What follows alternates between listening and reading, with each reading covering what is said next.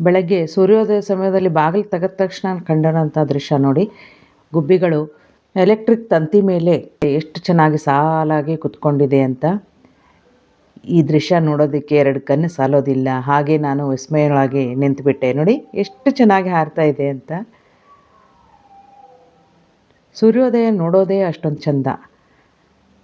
ಸೂರ್ಯೋದಯದ ಸಮಯದಲ್ಲಿ ನಾವು ಒಳ್ಳೆ ಮೂಡ್ನಲ್ಲಿರ್ತೀವಿ. ಈಗ ತಾನೇ ಉದಯ ಆಗ್ತಾ ಇರೋ ಸೂರ್ಯನ ನೋಡ್ತಾ ನಿಂತುಬಿಟ್ರೆ ಹಾಗೇ ನಿಂತ್ಕೊಂಡು ಬಿಡಬೇಕು ಅಂತ ಅನಿಸುತ್ತೆ. ನೋಡಿ ಎಷ್ಟು ಚೆನ್ನಾಗಿ ಶುಭ್ರವಾಗಿ ಕಾಣಿಸ್ತಾ ಇದೆ ಅಂತ.